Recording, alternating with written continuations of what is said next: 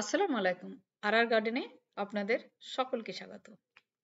ছাদ থেকে বিভিন্ন ধরনের সবজি পেতে কার না ভালো লাগে। তো ছাদ বাগানে সবজি চাষ করব, মাটি কম ইউজ করব, আর ছাদের লোড অবশ্যই কমাবো, আর ছোট জায়গার মধ্যে অনেক সবজি ফলাবো। তো কি করে করি এর ট্রিকটাই আজকে শেয়ার করছি।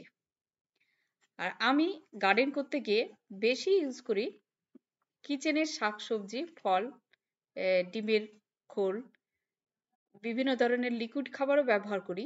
সেগুলো মাছের জল, মাংস ধোয়া জল, চাল ধোয়া জল, ডাল ধোয়া জল, সবজি ধোয়া জল, সবকিছু। আর এইরকম বস্তাগুলোতে আমি সব সময় সবজি রেখে দিই পচাতে, আর তার উপরে সামান্য একটা লেয়ার মাটি ছিটিয়ে দিই।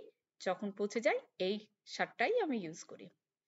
তা আজকে কিছু সবজি হারভেস্ট করব। আর যারা নতুন আর কি ভাবছেন ছাদ ছাদ বাগান করব অথচ করে উঠতে পারেননি এখনো, ভাবনাতেই আছেন, তাদেরকে আমি কিছু টিপস দেব যে খুব সহজে আপনারা ছাদ বাগান করে ফেলুন।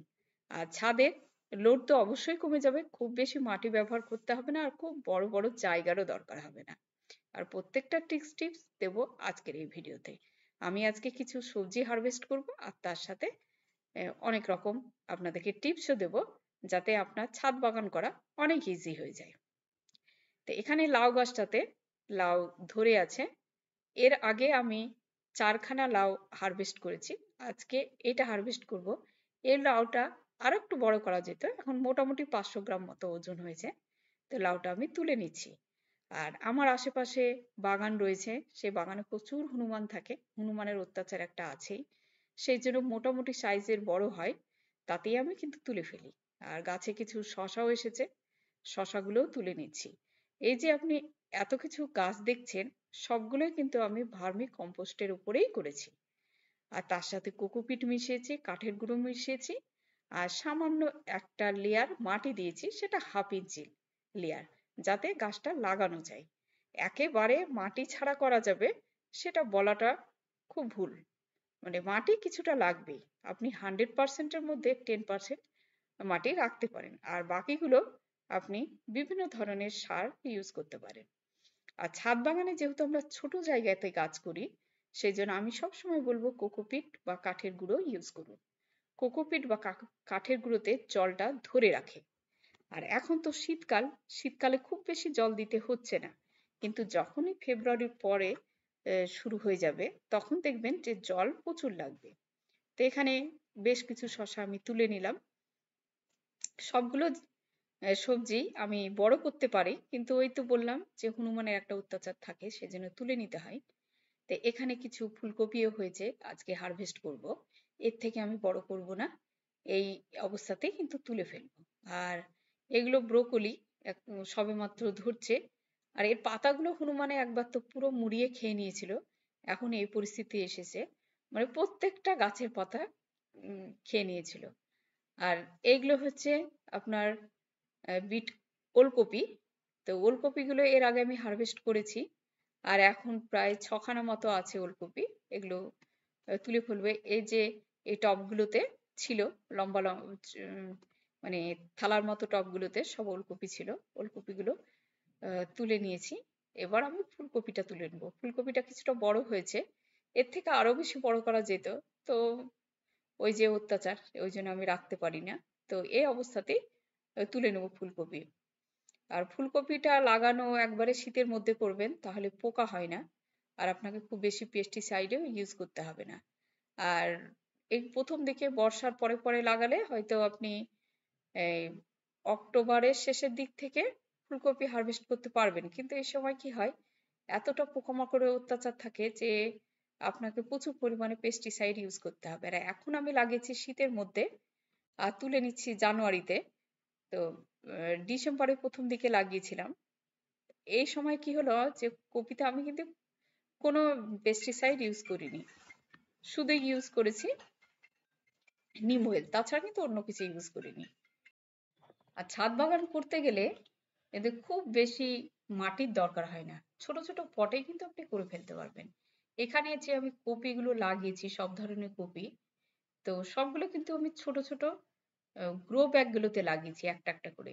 আর এখানে একটা কপি তুলে নিলাম। এখানে একটা বস্তাতে চারধারে 4 রকমের কপি আমি দিয়েছি। ব্রোকলি গুলো এখন আস্তে আস্তে ধরতে শুরু করেছে। এগুলো কিন্তু সবই প্যাকেটে রাখা আছে। তো প্যাকেট গুলো একেবারে হালকা। মানে শুধু উপরে আমি 1/2 ইঞ্চি মতো মাটি দিয়েছি। তারপরে এই চারাগুলো বাজার থেকে নিয়ে এসেছিলাম কিনে। সেই চারাগুলো লাগিয়ে দিয়েছি।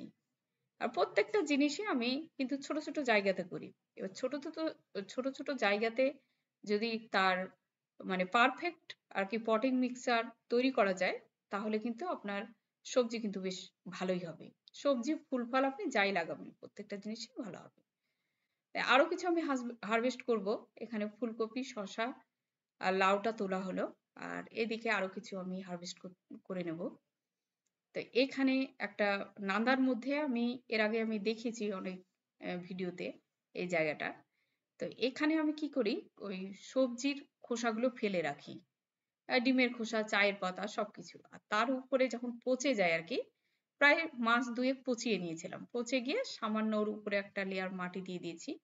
আর এই যে সবজির পচে গেলে কিন্তু একটা পোকা হয়। তো পোকাগুলো খেয়ে খেয়ে একেবারে ডিকম্পোজ হয়ে যায়। তখন বেশ মানে কম্পোস্ট সারটা রেডি হয়ে যায়। তো এখানে কিছু ইয়ে ছিল, বিট ছিল, আমি তুলে ফেললাম। আরো কিছু আছে, আরো কিছু মূলও ছাড়িয়ে রেখেছি। মূলোর শাক হয়েছে। এগুলো আর শাক খাবো না, একটু বড় করার জন্যই রেখে দিয়েছি। তো এখানে কিন্তু যেটা বললাম যে কিছু ছোট ছোট দানাদার বীজ, যেটাকে ফুরাডান বলে, ওই বীজটা মানে একটা টবে আমি, ছোট টবগুলোতে 1/2 টিস্পুন দিই, যেহেতু এটা নাদা, এখানে 2 টিস্পুন মতো ছাড়িয়ে দিয়েছিলাম। তাহলে ওই ছাড়িয়ে দিলে ওই যে পোকাগুলো থাকে, যেগুলো মানে শেকড় কেটে ফেলে, সেই পোকাগুলো মারা যায়। আর তার উপরে তো 1 লেয়ার মাটি দিয়ে দিলাম। এবার সবজি লাগিয়ে দিলেন, সেখানে তো আপনার দারুণ সবজি হয়ে যাবে। আর আপনার পটটাও থাকবে একবারে হালকা, ছাদের উপর লোডও পড়বে না। আর এখান থেকে আপনি ইজিলি দেখবেন সবজি হারভেস্ট করতে পারছেন। আর এখানে কিছু গাজর লাগানো ছিল। তো এই পটটা আমার দরকার আছে, ওই জন্য। আর ধনেগুলো পেকেও গেছে। আর কিছুদিন পরে আমি ধনেটা হারভেস্ট করব। আর গাজরগুলো ছোট ছোট আছে, আরো বড় করতে পারতাম। তো এখন আমার পটটা দরকার লাগবে, এখন গরমের কিছু লাগাবো। সেই জন্য আমি এই পুরো পটটা খালি করে দিচ্ছি। যত গাজর ছিল সবগুলো তুলে ফেলছি। আর ধনেটা প্রায় হারভেস্ট করার মতো হয়ে গেছে। আর দিন 7 পরে আমি ধনেটাও তুলে ফেলবো। তো এখানে বেশ কিছু গাজর ছিল, সব গাজরই ছোট ছোটই হয়েছে, কিন্তু আমি তুলে ফেললাম। আপনারা রেখে দিতে পারেন, দেখবেন অনেক বেশ বড় বড় হয়। এই শুধু কম্পোস্ট সারের উপরেই কিন্তু হচ্ছে। আর কোকোপিট দেওয়া আছে, তার উপরে কাঠের গুঁড়ো দেওয়া আছে, তারপরে মাটি দেওয়া আছে। তারপরে আমি গাছগুলো করেছি। আর এখানে টমেটোর গাছগুলো অনেক আগে লাগিয়েছিলাম। কিরকম বর্ষার পরে পরেই লাগিয়েছিলাম। দিয়ে এ থেকে তো অনেক টমেটো খাওয়া হয়ে গেছে। এখানে 4 খানা গাছ ছিল। তো প্রচুর টমেটো ছিল। সে 2 খানা গাছ টমেটো হারভেস্ট করে নিয়েছি, 2টো তুলেও ফেলেছি। আর এই 2টো আছে। আর কিছু কাঁচা টমেটোর আমার দরকার আছে। তো সব কাঁচা টমেটো গুলো তুলে নিচ্ছি। আর গাছটা মানে বুড়িয়ে গেছে, এখন আর আমি রাখবো না। তুলে ফেলছি। এর আবার মানে মার্চেও যাতে টমেটো হয় ওই রকমও গাছ লাগানো আছে। সেগুলো সবেমাত্র ফুল ধরছে। বিভিন্ন ধরনের টমেটোই লাগানো আছে। ব্ল্যাক, তারপরে চেরি, তারপরে এমনি দেশি টমেটো, হাইব্রিড টমেটো সবগুলোই লাগানো আছে। আর লেবু গাছটাতে তো কন্টিনিউয়াস লেবু হয়। এর একটা ভিডিও আমি দেবো, যেটাতে প্রচুর পরিমাণে ফুল ফল আসবে। তো লেবু আজকে দরকার নেই, আমি হারভেস্ট করছি না। আর এখানে টমেটো গাছের আরো যেগুলো আছে সেগুলোতে এখন ছোট ছোট হয়ে টমেটো আসছে। এটা আমি মার্চ এপ্রিল পর্যন্ত হারভেস্ট করতে পারবো। এই জন্য আমি কি করি, কিছু শীতের গাছ প্রথমে লাগাই, যাতে মানে নভেম্বর ডিসেম্বরের দিকে হারভেস্ট করতে পারি, মানে জানুয়ারি পর্যন্ত করতে পারি। আর কিছু গাছ আর আরেকটু দেরিতে লাগাই, যেটা হয়তো আমি ফেব্রুয়ারি শেষ মার্চ এপ্রিল পর্যন্ত খেতে পারি। এইভাবে লাগিয়ে রাখি। আর যে পটগুলো ফাঁকা হয়ে যায় সেগুলোতে আবার আমি সবজির খোসা ভরে দিই। আর বেশ পচিয়ে নিই। এখন যেমন আমি পচাতে স্টার্ট করেছি, যেহেতু গরমের সবজি দেব, ওই জন্য ওগুলোকে আর কি পচিয়ে রাখছি। তো পচতে মোটামুটি 1.5-2 মাস সময় লাগবে। শীতের দিনে একটু বেশি লাগে, কিন্তু গরমের দিনে দেখবেন 20-25 দিনে আপনার রেডি হয়ে যাবে। তো তারপরে ফুরাডান বীজটা একটু ছিটিয়ে দিতে হবে। তারপরে মাটি আপনি রেডি করে ফেললেন, ফেলে এবার আপনি গাছ দিয়ে দিলেন। তাহলে দেখবেন আপনার অল্প মাটিতেই সুন্দর গাছ করতে পারবেন। ছাদ বাগানের জন্য আপনার প্রচুর মাটি লাগবে না। আমি তো মাঝে মাঝেই মানে রিপোর্ট করি আর তার সাথে আবার নতুন করে খাবার দিই। আর কিছুটা কম্পোস্ট রেডি থাকে সেগুলো মেশাই, মিশিয়ে আবার গাছ দিয়ে দিই। কোনো মাটি আমি কিন্তু বাইরে থেকে নিয়ে আসি না। আমার প্রতিবেশীরা জিজ্ঞেস করেন যে, "এত মাটি কোথায় পাচ্ছেন?" কিন্তু অ্যাকচুয়ালি আমার গার্ডেনের যে মাদার মাটি আছে সেগুলোর সাথে কিন্তু আমি সবকিছু মিশিয়ে তৈরি করে ফেলি। তার ফলে পটও হালকা থাকে, ছাদের লোডও কমে যায়। আর সবজি, ফুল, ফল আপনি অনায়াসে করতে পারবেন। তো এইভাবেই আপনারা পটিং মিক্সচার তৈরি করুন। গাছ যারা মানে ইচ্ছুক আরকি ছাদ বাগান করতে চান, আবার গাছের প্রতি যাদের প্রেম প্রীতি আছে, ভালোবাসেন, অথচ ভাবেন যে ছাদ নষ্ট হয়ে যাব, কি করে করব? কিন্তু ছাদ একেবারেই নষ্ট হবে না।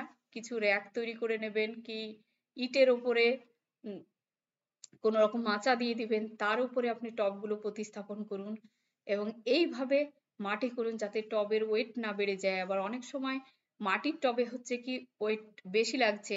এজন্য গ্রো ব্যাগ ব্যবহার করুন।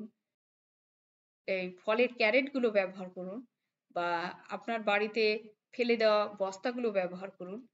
পলি প্যাক যেগুলো শক্ত টাইপের চালের পলি প্যাক কি আটার পলি প্যাক যেগুলো আমরা পাই বাড়িতে, সেগুলো আপনি ইউজ করতে পারেন। করে আপনি ছাদ বাগানের লোড কমিয়ে নিতে পারেন।